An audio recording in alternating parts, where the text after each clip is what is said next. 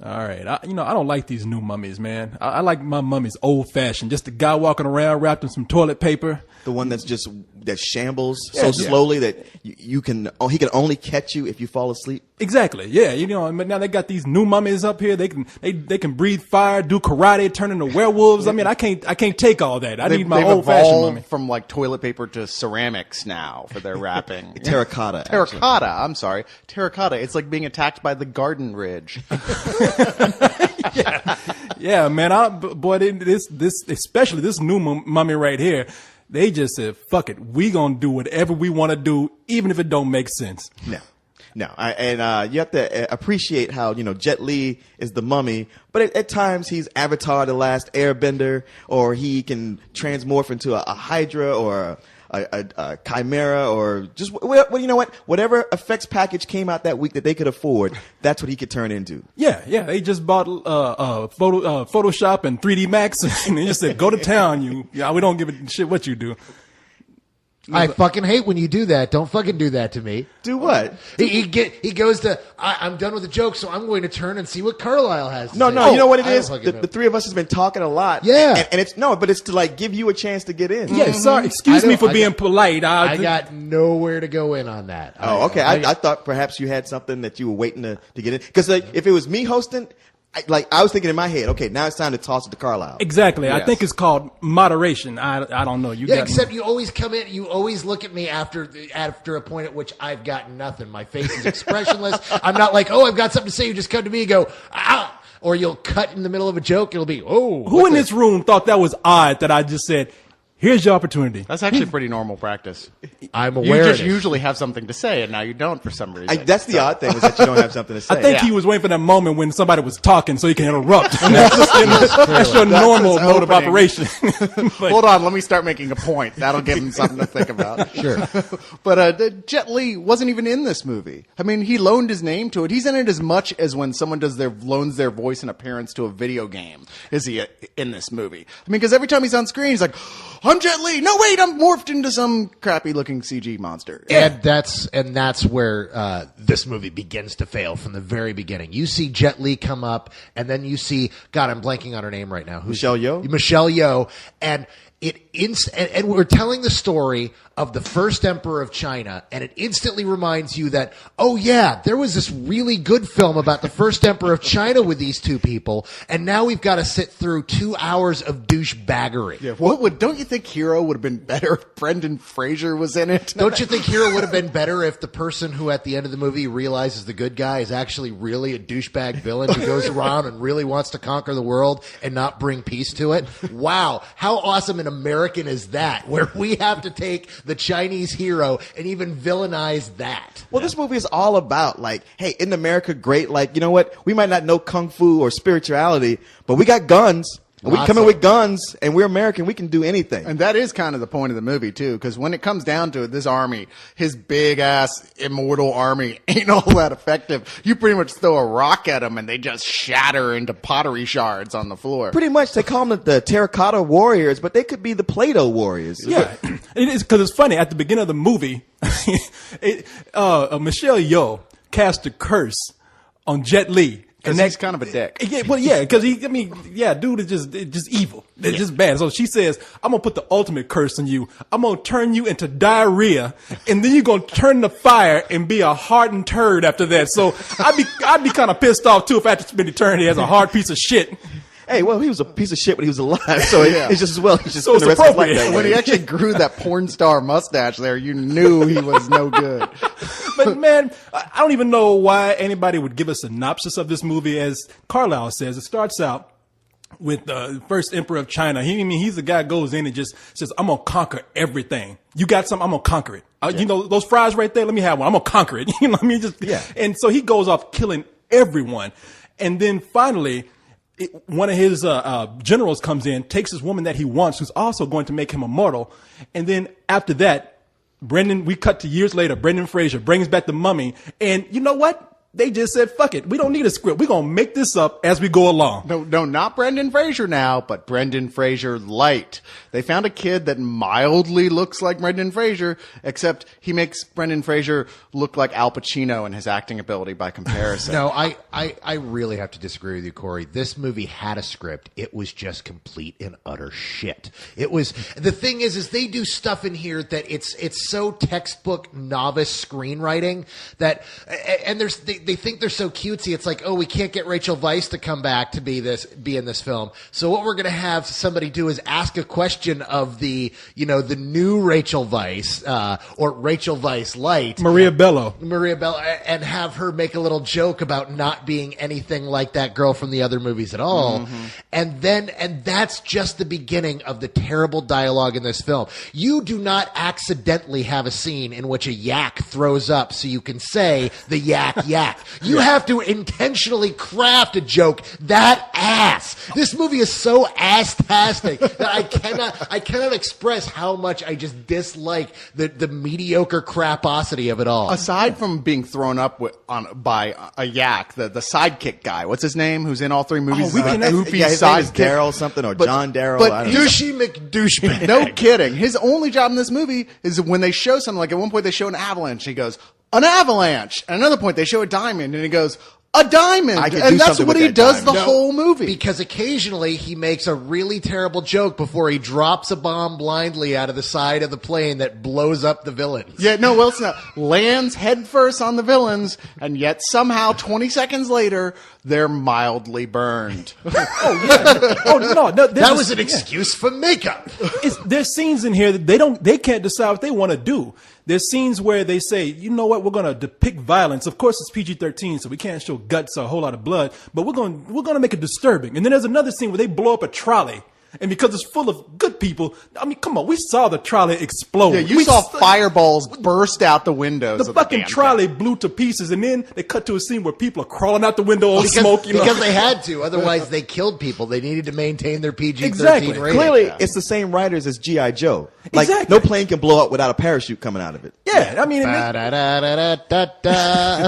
the movie makes one giant misstep after another. It's like no one is steering the ship at all. I mean, they let a bunch of 12-year-olds write this, and then no one came in and edited it afterwards. No. There's this, the worst, like I had already given up at this point, but there's a point where they introduced Kung Fu Abominable Snowmen in CG, and I just couldn't stop laughing for like a minute, and I was kind of crying, really. Really? Kung Fu Abominable Snowman? I was trying to work out what the hell was going on over there because you were literally going into spasms and you had this big look of joy on your face. I thought there was a Lolcat reference that I had missed. No. It was a lol snowman. No, they just say they're in trouble in this scene. What do we do? Well, where are they? They're in the middle of the snow mountains. Have the girl call out some Yetis. Yeah, we don't give a damn thing. There's another scene where they say Jet Li, he can do anything. How powerful is he? Well, when he falls in that water, just shit, I don't know, have him turn into a 3-headed dragon. I don't give a shit. Do whatever you want to do.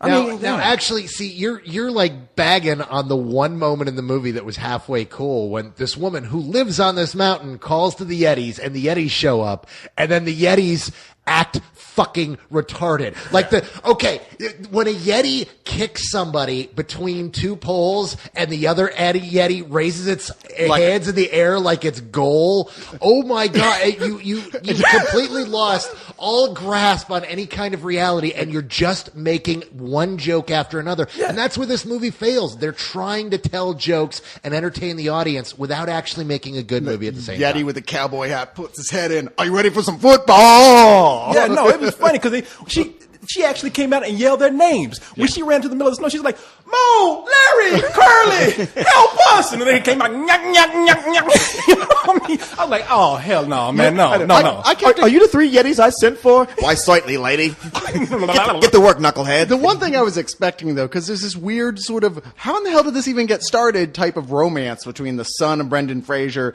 and this Chinese girl who starts off the movie trying to kill him, and then immediately afterwards somehow there's a romantic connection. I was unclear how that happened. But I fully expected, I guess I'm not surprised it wasn't, because it would have been kind of clever writing that the way to make that romance not work is that it turns out she's a shaved, abominable Yeti. See, now, I am appalled that you didn't understand that. I saw a big-chinned jock and then a woman with hair on her privates. That equals instant date rape. And so I saw that attraction right there. Yeah, pretty much. I mean, that kid was horny. He was going after anything. He'd have gone after his mom if the movie had gone on long enough.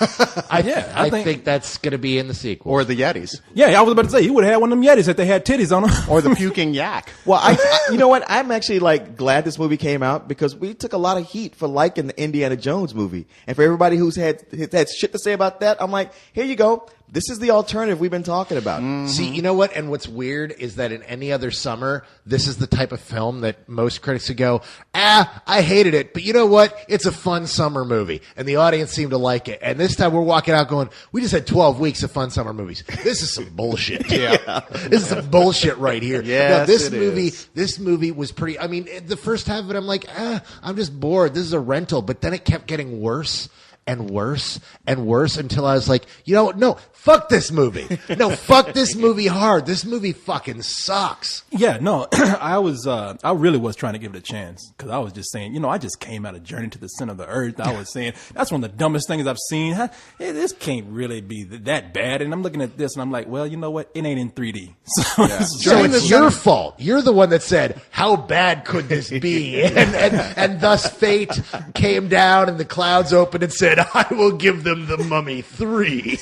Journey to the Center of the Earth had some funny dialogue parts, at least. This didn't have a moment in the whole thing where there was a joke that you went, oh, that was even vaguely clever or well written on any level. No, and I don't mind that. All these mummy movies have been just ridiculous. I mean, they bring back a mummy, because like I said, I could buy the Mummy being brought back, a dude just wrapped up in some bandages and just slowly walking to you like a crackhead or something. But now that, all these mummy movies, these dudes, they not in the shadows. They all out in the open, running through the streets, buying lunch at a bar somewhere. I mean, it's and so I can just kind of take it in a way that they created this world, and it doesn't really have to make that much sense is what they do. But in this one, they really did not care.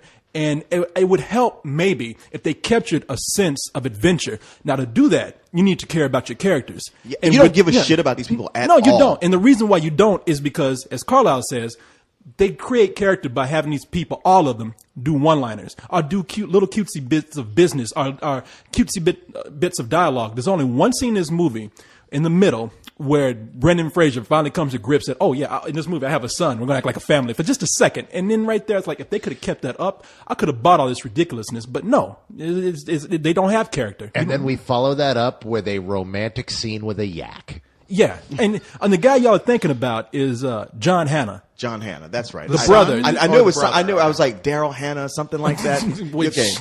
Yeah, that's the only way you could have been worse. You put Daryl Hannah. Yeah. There's literally no reason for him to be in this film at all. No, he no. serves no purpose. Yes, he does. He's Yeah. Captain Obvious. He's there to say all the obvious things that we all see. No, he's Sigourney Weaver in Galaxy Quest. He just repeats what already had just happened. So everyone, in case you missed out on that thing just happening in front of you, here's what it is. This movie is made for people who aren't discriminating, and I hate to say of low intelligence, but have a low attention span. So he's there to guide them along. Like, I know you were dazzled by the special effects, but here's a little plot point so you can kind of keep up. Yeah. If Well, you like this movie, pay more attention in school. Oh my God. And just to talk about how fucking retarded they assume the audience is, they have that joke at the end of the movie that they have to explain.